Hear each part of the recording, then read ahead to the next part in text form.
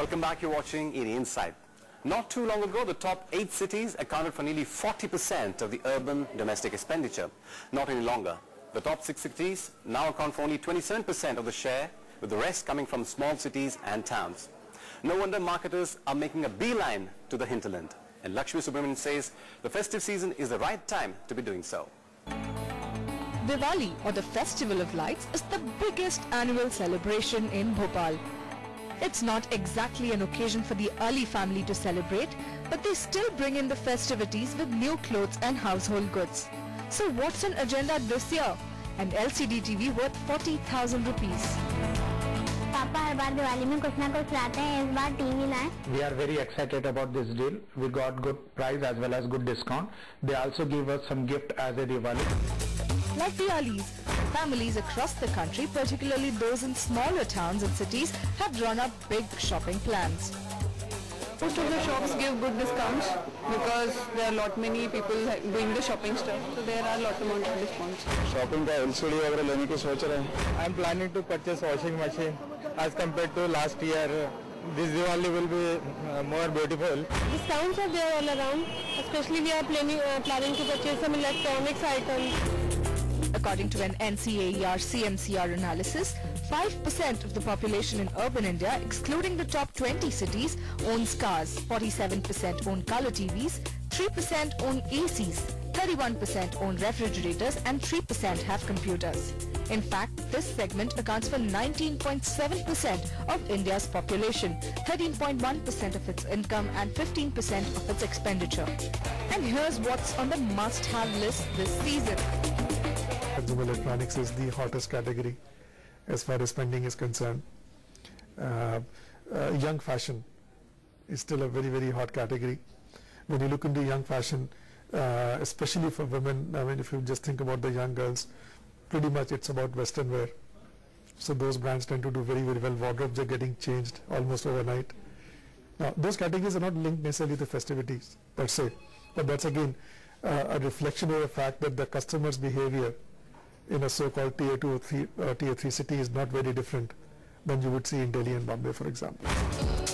According to Ernst & Young, non-metros account for more than 50% of the market for lifestyle products like international holiday packages, LCD TVs, DTH and digital cameras. In a category like DTH, it is as high as 84%, and more digital cameras are being sold in non-metros compared to the big cities. 5 years ago, 70% of the business of Canon used to come from top towns. Only 30% was coming from tier 2, tier 3. This year, 50% of our business has moved to tier 2, tier 3. Our estimates are that in just about 2 years' time, 70% of our business will move into tier 2, tier 3. Kaithal is in Haryana. It's a very small, just graduated from a village. If you go to Kaithal, the consumers are going more to 1500 square feet store rather than 750 or 800 square feet store. So the sale is gradually moving to a display and also to technological explanation to the consumers. They want to know what they are buying, and they also want to know what is there in store. Who would know that better than Mercedes, which sold a record number of cars in a single day in Aurangabad? India is coming to the fore, showing that it has the muscle, the economic prowess, not only in the big cities but also in beautiful cities like Aurangabad. People in smaller towns are also finding more reasons to invest in branded jewelry. That's the reason why India's largest jewelry retail chain, Geetanjali, has lined up investments of more than 300 crore rupees in non-metros. They are very rapidly growing into second, third cities. And for second, third cities, the luxury, if it arrives, it's a jewelry only. And it's going to remain for next 5 or 10 years. For them, it is not Louis Vuitton. For them, it is not a very fashionable watches. For them, it's a jewelry is a luxury.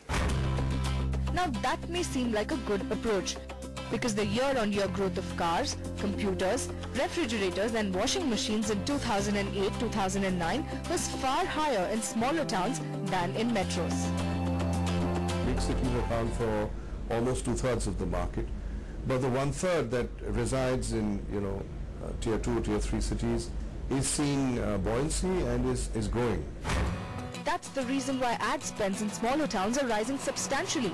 According to Ernst & Young, last year, non-metros accounted for 60% of ad spends for color TVs, 30% for branded clothing, 60% for cars worth less than 8 lakh rupees, 45% of financial services, and 50% for women's personal hygiene products. The size of the opportunity is so large because of penetration levels being low. Our job is really to grow the market because the profit pool that is available is very high. With disposable incomes in smaller towns growing at a faster rate than metros, it sure seems like the party has just begun. On the face of it, it sure looks like it'll be a very happy Diwali for India Inc. this year. And that's a well-deserved season considering that companies have been doing all they can to reinvent themselves in the last 2 years to tide over the global storm. On that cheerful note, it's a wrap on this edition of ET Insight. From me and my team, here's wishing you a happy and prosperous festive season ahead. Thanks so much for watching.